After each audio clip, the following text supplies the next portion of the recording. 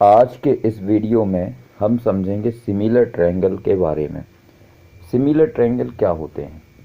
आपके सामने दो ट्रायंगल बने हुए हैं। एक बना हुआ है ABC और दूसरा बना हुआ है PQR। इफ़ देयर, इसमें कंडीशन होती है कि दो ट्रायंगल सिमिलर होंगे यदि उनके, पहली कंडीशन ये रहेगी कि corresponding angle are equal. Corresponding angles are equal. अब आप देखें यहाँ पे कि यहाँ पे जो एंगल है, एंगल ए एंगल पी के बराबर है और एंगल बी क्यू के बराबर है, एंगल सी आर के बराबर है। यहाँ पे एक बार फिर से आपको इमेज दिखाते हैं कि जो ए है वो बराबर है पी के, बी है वो बराबर है क्यू के और सी बराबर है आर के। तो वही यहाँ पे लिखा हुआ है कि करस्पॉन्डिंग एंगल इक्वल होते हैं। इसके बाद वाली कंडीशन ये है कि corresponding sides are proportional. Corresponding sides are proportional. अब करस्पॉन्डिंग साइड देखें आप इन दोनों ट्रायंगल की, तो इसको हम इस प्रकार से लिख सकते हैं।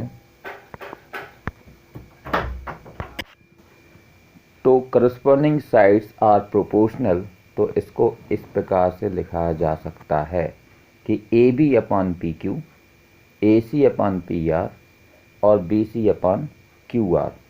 तो ये करस्पॉन्डिंग साइड जो हैं प्रोपोर्शनल में हैं।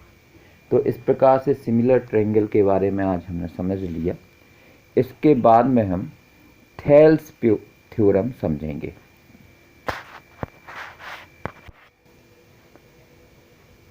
अब इसके बाद में थेल्स थ्योरम के बारे में पढ़ेंगे। इसको बेसिक प्रोपोर्शनलिटी थ्योरम भी बोलते हैं। दोनों का मतलब एक ही है। दोनों का मतलब एक ही है। इसका स्टेटमेंट बड़े ध्यान से समझें।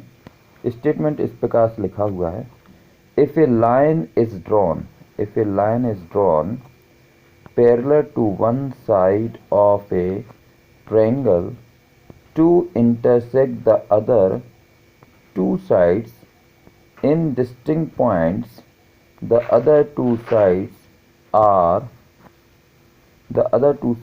are divided in the same ratio। तो ये आपका स्टेटमेंट है। इसको अच्छे ढंग से समझें कि in a line, if a line is drawn parallel to one side of a triangle to intersect the other two sides in distinct points, the other two sides, if a line is drawn parallel to one side of a triangle to intersect the other two sides in distinct points, the other two sides are divided in the same ratio।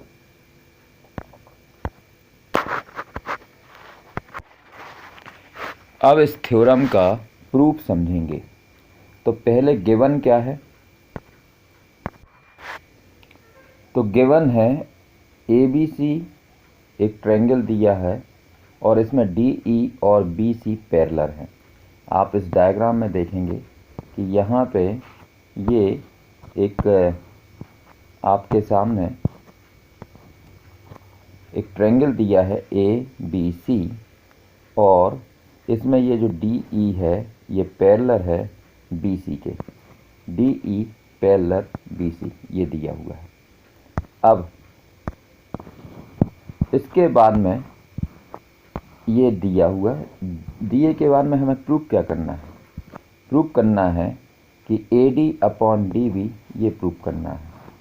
AD upon DB is equal to AE upon EC।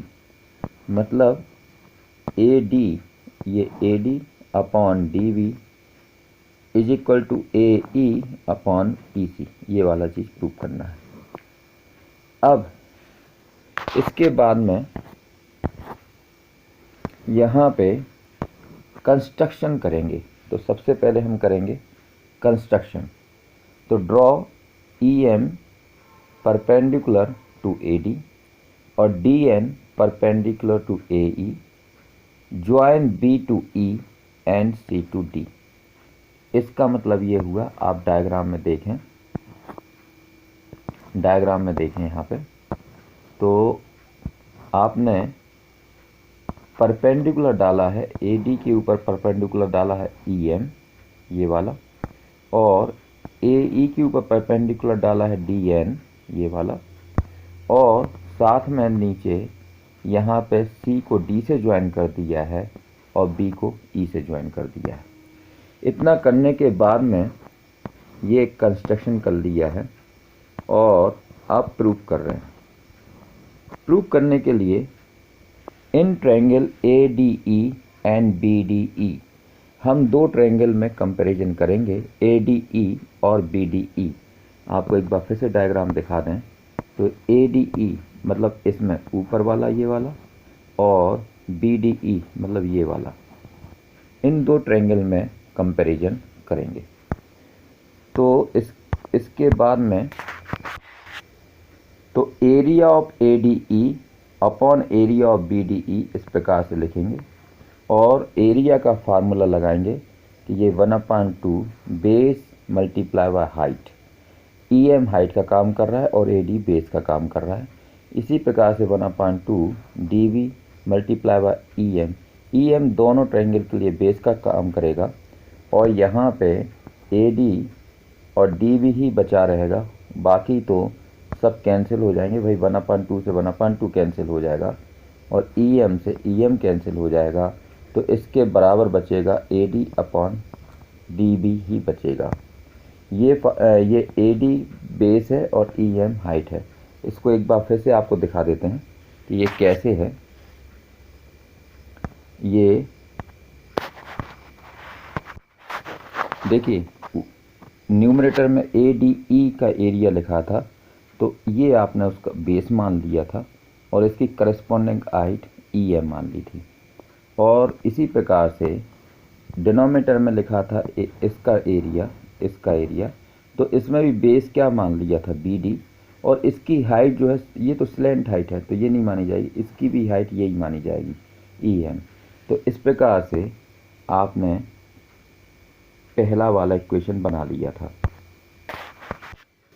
अब दूसरी तरफ लिखेंगे area of AD, ऊपर same रहेगा और नीचे अब area of CDE दूसरे तरफ का एंगल, और इसमें भी वही वाला एरिया का फॉर्मूला लगाएंगे। तो 1/2 बेस मतलब AE, और अब करस्पॉन्डिंग हाइट हो जाएगी DN अपॉन 1/2 करस्पॉन्डिंग हाइट मैंने EC बेस हो जाएगा और करस्पॉन्डिंग हाइट DN हो जाएगा। बाकी सब कट जाएगा, बचेगा केवल AE अपॉन EC, क्योंकि ये इससे ये कट जाएगा, इससे ये कट जाएगा, तो ये सेकंड वाला इक्वेशन बन जाएगा। अभी हमने जिसकी बात की है वो आपको दिखा देते हैं डायग्राम में। वो बात अभी बात की है ऊपर वाले ट्रायंगल की, तो इसमें बेस इसको ले लिया और हाइट इसको ले लिया है, और इसके नीचे ये वाला ट्रायंगल की बात की है, ये वाला ट्रायंगल, तो इसकी जो बेस है वो ले लिया ये, और करस्पॉन्डिंग हाइट इसकी यही रहेगी, करस्पॉन्डिंग हाइट यही रहेगी। तो इस प्रकार से आपने सेकंड इक्वेशन भी बना लिया। तो आपके फर्स्ट इक्वेशन बन चुका था और सेकंड इक्वेशन मतलब दोनों इक्वेशन बन चुके हैं। अब यहाँ पे आपको पहले ही बता है कि DE और BC पैरेलल दिए हुए हैं, इसलिए एरिया ऑफ BDE और एरिया ऑफ CDE दोनों बराबर होंगे। ये क्यों बराबर होंगे, इसमें एक रीज़न लिखना पड़ेगा। ट्रायंगल्स, ये ट्रायंगल और S लगा दिया, तो triangles are on the same base DE and between the same parallel DE and BC। On the same base and between the same parallel जितने भी ट्रायंगल होते हैं वो बराबर होते हैं, इसलिए ये दोनों ट्रायंगल बराबर होंगे। अब आपको ये दोनों ट्रायंगल दिखा भी देते हैं डायग्राम में। देखिए, एक ये ट्रायंगल है और एक दूसरा ट्रायंगल ये है, तो इसमें दोनों का बेस तो ये है, तो इसलिए डी ई दोनों का बेस है और दोनों सेम पैरेलल के बीच में है, मतलब डी ई और एक पैरेलल ये है, इसलिए ये दोनों ट्रायंगल बराबर होंगे। अब वापस चलते हैं। तो अब आपको पता हो गया कि ये जो ट्रायंगल बी डी ई है और सी डी ई है ये दोनों बराबर हैं, क्योंकि ये on the same base and between the same parallel हैं। और आप ध्यान से देखें कि न्यूमरेटर का ट्रायंगल ए डी यहाँ पे है और ए डी यहाँ पे है, तो ये न्यूमरेटर तो पहले से ही बराबर था और डिनोमिनेटर भी बराबर हो गया है। तो मतलब ये दोनों के दोनों इक्वेशन कैसे हो जाएंगे, बराबर हो जाएंगे। तो ये और ये बराबर हो जाएंगे। तो यहाँ पे आप जो आपने लिखा था ये वाला, इसको तो इक्वेशन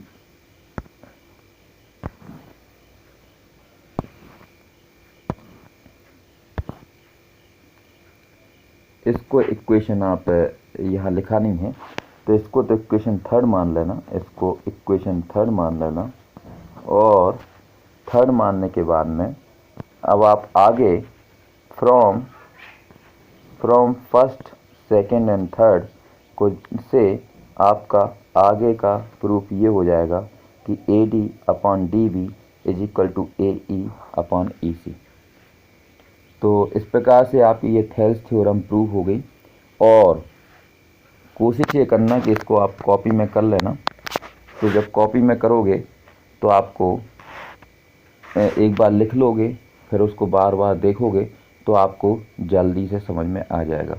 हो सकता है वीडियो में कुछ चीज़ समझ में नहीं आ रही हो, लेकिन वीडियो बड़ा धीरे धीरे बनाया है, तो आप आराम से इसको पॉज करके लिख सकते हैं और फिर उसके बाद में समझने की कोशिश करना, आपको समझ में आ जाएगी। तो चलिए बस, थैंक यू, बाकी नेक्स्ट वीडियो में।